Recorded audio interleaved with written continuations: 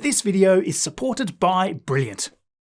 Hey, Marcus Housewithy here, and welcome back, my friends. Lots in store for all your Starship needs this week. The latest estimate on the next orbital test flight date included as we dive more into the progress being made at Starbase Texas. Falcon 9 magic this week breaking an incredible milestone as we explore Transporter 8's mission Inception. Also, some more fantastic discoveries from the James Webb Space Telescope. Let's get started. Okay, Neil, we can see you coming down the ladder now. Okay, so remember that 6 to 8 week to launch indication Elon gave in a Twitter space not long after the launch? Well, that's about now, isn't it? Well, this week he updated us again with, yep, you guessed it, 6 to 8 more weeks before the second launch. We love you, Mr. Musk. How good of an estimate that may be will remain to be seen, but SpaceX is certainly doing their absolute best to prepare for it to all occur as soon as possible.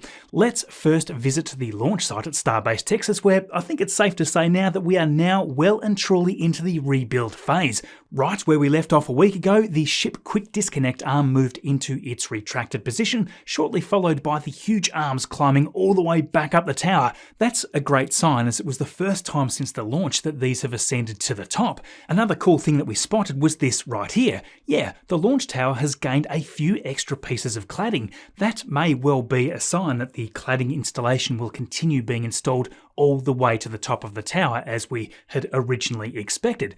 Perhaps SpaceX simply wanted to see how it would hold up on the lower levels before continuing on with it. Now, toward the end of May, rumours suggested that SpaceX bought 2 big storage tanks from Ohio. As you can probably see in these pictures, it's not exactly a run-of-the-mill transportation job. Finally though, they arrived at Starbase. After an overnight stop near the build site, they were manoeuvred to the launch site, eventually ending up near the 4 existing water deluge tanks. Remember the foundations right next to those for even more? Yep, both of the tanks eventually were lifted here. Now, there are still foundations in place for a third, so time will tell what storage tanks that they are going to install on that spot. Down at the pit beneath the orbital launch mount, loads of batches of rebar have been lifted in, and the construction of the rebar cage for the pile cap has now commenced. How precisely they will connect the pile cap up with the steel water deluge sandwich remains slightly unclear, but just check this out. Thanks to the awesome work of the 3D artists, we can see how it will all hopefully come together. With the manifolds at the Sanchez site gaining brackets, it is now becoming clear how the water entrance pipes will be shielded from the thrust at liftoff. While we are here though, let's look at the water deluge hardware in general. Once again, clues provide a little more clarity about how SpaceX intends to set this all up. As you may already remember, they installed these 2 stacks of high pressure tanks. But how would they actually get the pressurized gas in there to the system? Well, it's rather simple. Take these manifolds installed this week. Those connect up to all the tanks, and then they deliver the gas elsewhere. They should connect up to this pipe, which then splits off to the top of these 4 tanks. If you remember a while ago during the initial shipments, SpaceX took delivery of these manifolds, previously intended to be used at Launch Complex 39A. At the time, these would have directly controlled the water flow for the old Starship ramp. Those were later scrapped, of course, so how does SpaceX plan to control the water flow now? After the installation of these 2 this week, we now know that they will simply rely on gravity. Because the tops of the bends are above the water storage tanks, that prevents any water from flowing over to the steel plates simply by keeping the stored water at ambient pressure. Once they want the high pressure water to flow though, they simply feed in the stored gas from the high pressure canisters. Once pressurized, the water will rapidly flow right over the bends, and then there we go, deluge in action.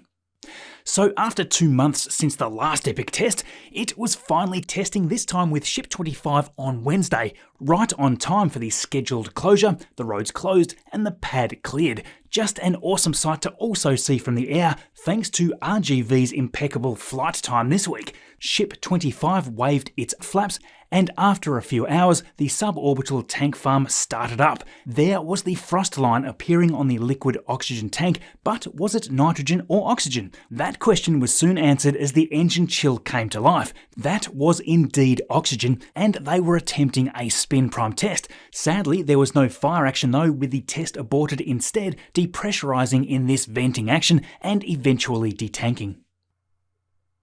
Now, let's just stay on the topic of testing and cruise on down the road right past the build site and onto the new Massey's test site. Since the last time we checked in, the testing pad for the booster has been completely filled in with concrete. The metal embed plates that secure the transport stand to the pad have also been laid in. The cryogenic pipework currently being assembled will lead to the booster quick disconnect stand. Once finished, we shouldn't be too far away from seeing a booster head to this site to perform the very first cryogenic testing at this new pad. That will probably be Booster 10, currently waiting patiently still in the rocket garden. Close by at the ship cryo testing stand, this new rig was moved over, which looks to be a dedicated ship thrust puck testing rig. It is not quite clear if this will be for the full Starships or if it is going to be used on test tanks with a ship aft section. If they do need to lift a full ship on this stand though, they are probably going to need a bigger crane than this one, which is already at the site. That crane has been quite busy, by the way, deconstructing the nose cone jail with the test nose cone inside after its test to destruction a few weeks ago.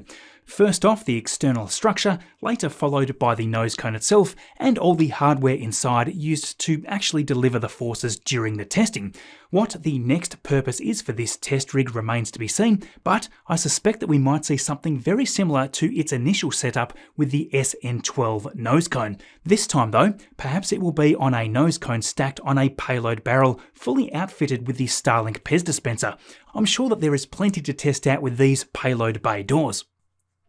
Okay, so let's just double back to the build site to get an update on all this crazy construction and prototype work. The liquid oxygen tank of Booster 12 continues to be stacked at a breakneck speed. It completed multiple stacking operations just this last week.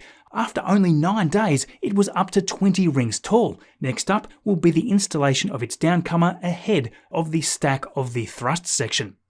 Right next door, Ship 28 underwent what can only be summed up as quite the comical move. SpaceX was clearly not sure how to go about moving the ship transport stand into the high bay. This all happened while it was being lifted inside by the bridge crane.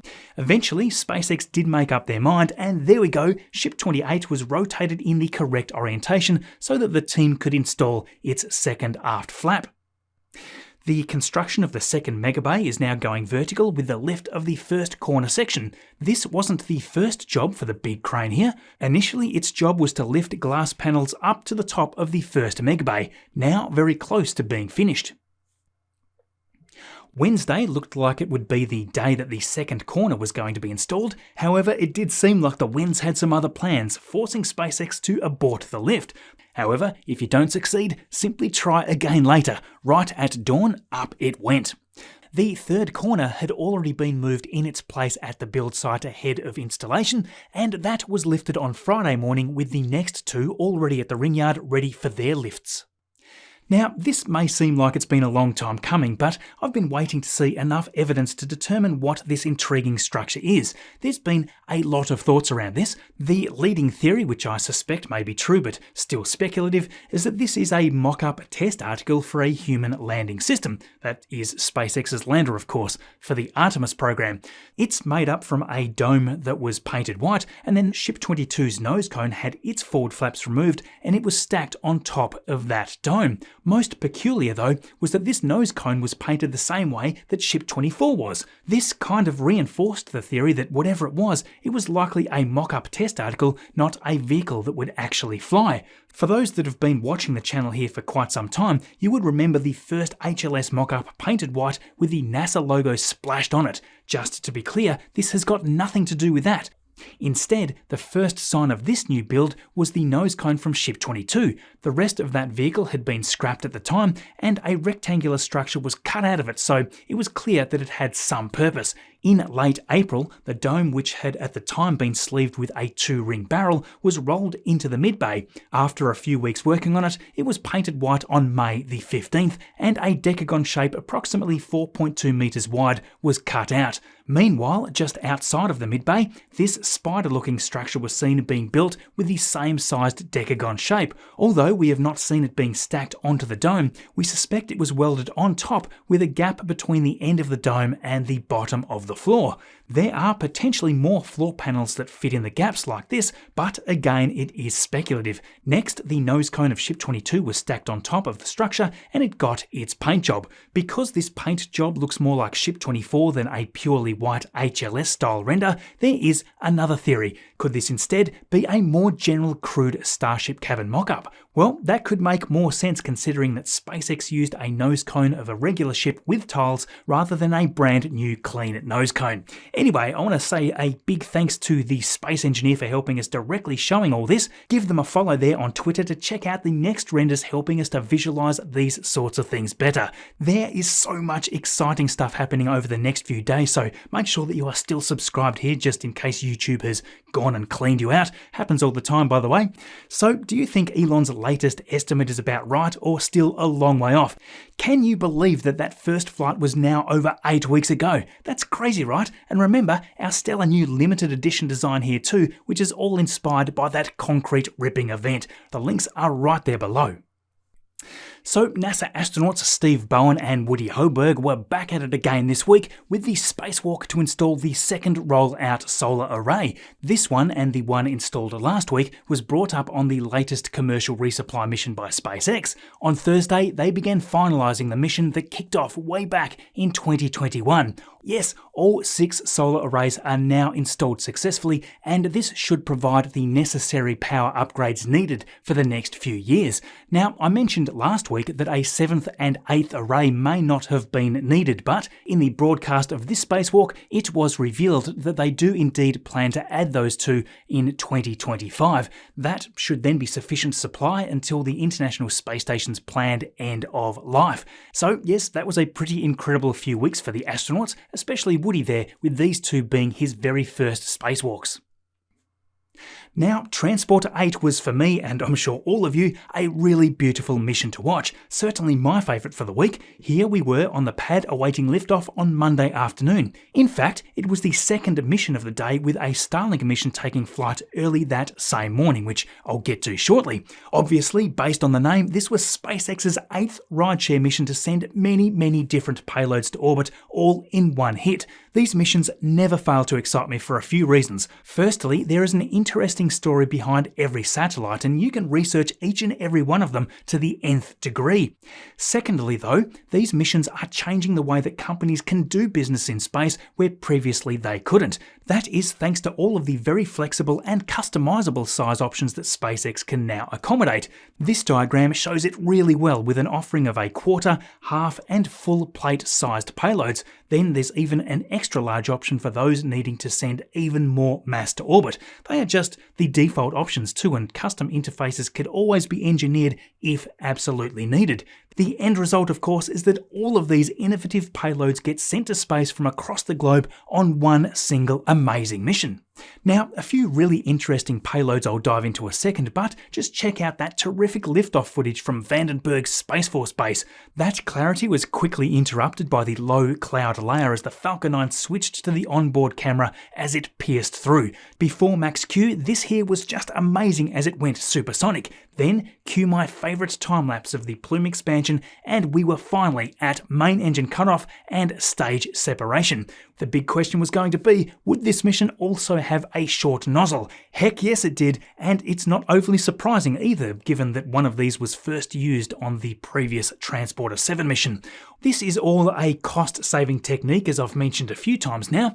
The alloy that is used for the engine bell is largely made up of niobium and about 10% hafnium, I believe. Now, the price for that alone has skyrocketed recently. Last time that I looked at it, it was about $5,000 per kilogram. I suspect, based on factors like this, even NASA is choosing to allow this on missions such as CRS-28. That may not have been as unusual as it first seemed. In fact, I think it's pretty safe to assume that SpaceX are going to use these now every chance that they get.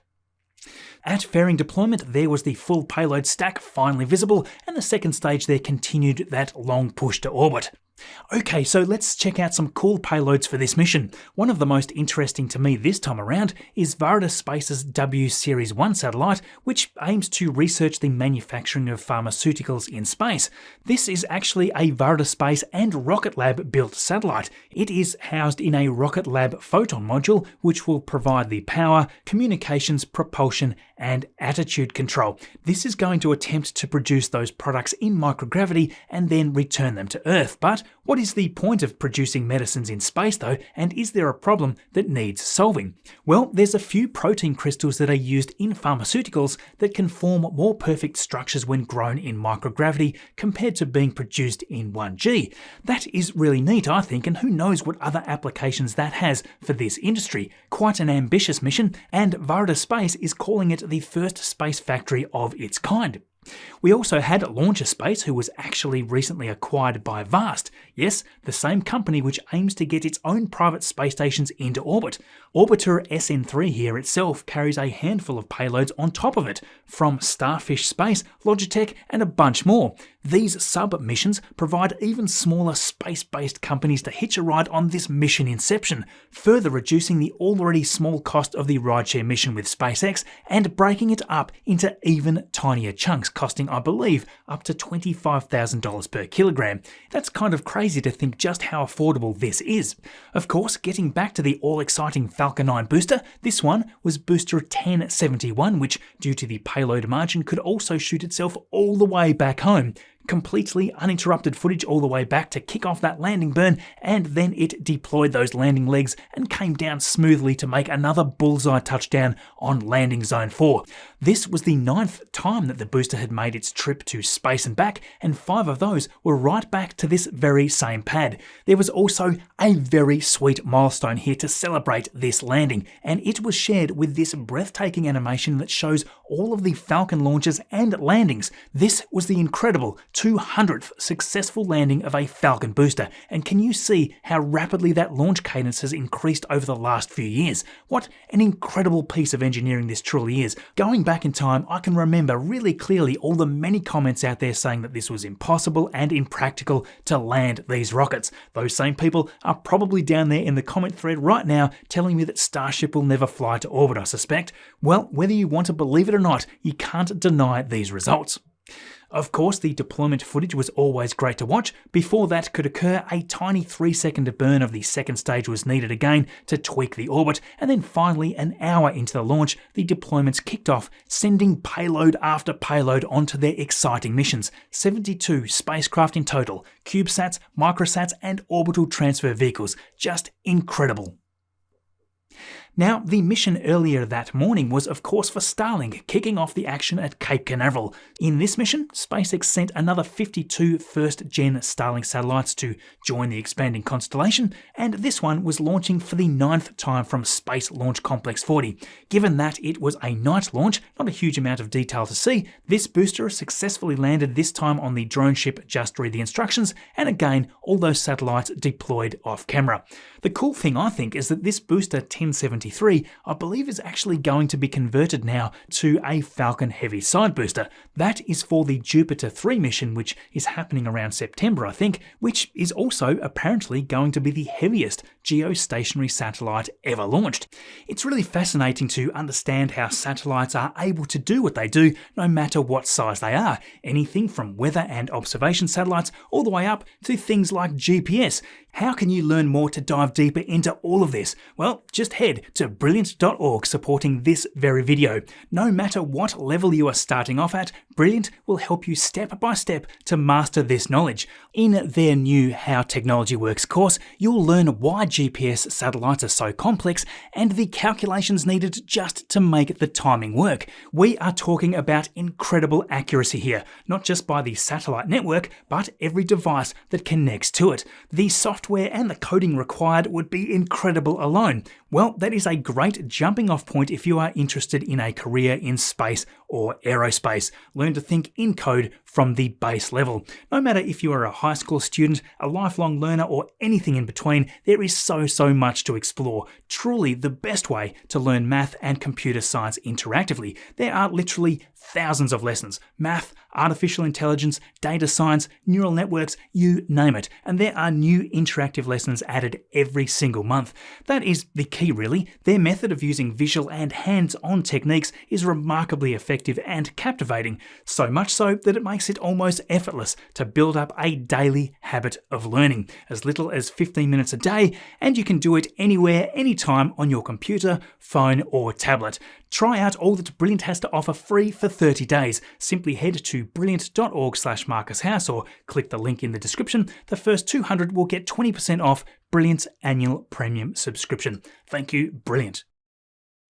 Now, I just thought I would remind everyone to keep an eye on all of the groundbreaking news constantly coming from the James Webb Space Telescope. I really enjoy learning about all these new breakthroughs, but I don't always have time to cover them in detail. But just like Saturn's moon Enceladus, I'm bursting at the seams to share just a few more of these findings with you this week. Just recently, researchers were able to study a plume jetting out from this moon. Now, it's not a particularly big moon, only about 500 kilometers in diameter, but more surprisingly, the plume of water is believed to be shooting out of its south pole up to an altitude of around 10,000 kilometers, more than 40 times the moon's radius. This, of course, means that most of the water ends up in an orbit around Saturn. Now, this animation released by the team shows how the water plumes actually feed this huge torus known as the E-ring. Unlike Saturn's main rings, the E-ring is rather diffuse and hard to study with visible light. Well, we just need some sort of high-quality infrared space telescope like a James Webb.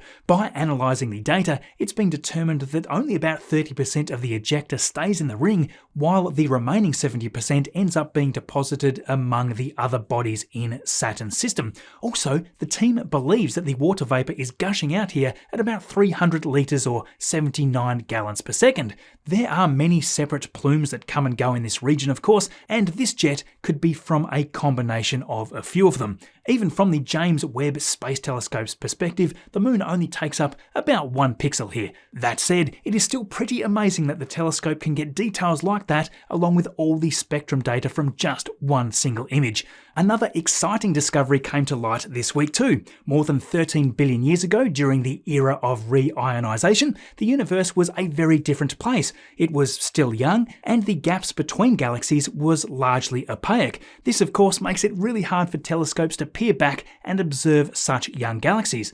As the stars and the young galaxies continued to form and evolve, they began to change the gas around them. The theory now is that these young galaxies triggered a conversion from a neutral opaque gas to ionized transparent gas. These bubbles spread out and eventually they merged to make the entire universe transparent. I think that is super cool, and we also then have our new super detailed images here of galaxies that existed when the universe was only about 900 million years old. These initial galaxies appear super chaotic compared to those that came after, here actively forming stars super aggressively. It is always incredible to me that with this technology we are peering many billions of years into the past, observing light that has literally been travelling all that time and finally impacting our detectors. So, I hope you enjoyed this video. If you did, don't forget to hit subscribe so we get to keep making them. If you would like to help more directly, like all these many wonderful friends of the channel, all these methods of support make a colossal difference to us. It really does. You've got Patreon, Twitter subscriptions, picking up some merch like this, all very awesome of you. If you want to continue with more space awesomeness, the algorithm thinks you will enjoy this video here next, or maybe these ones right there. Thanks for watching all this way through, and I'll see you all in the next video.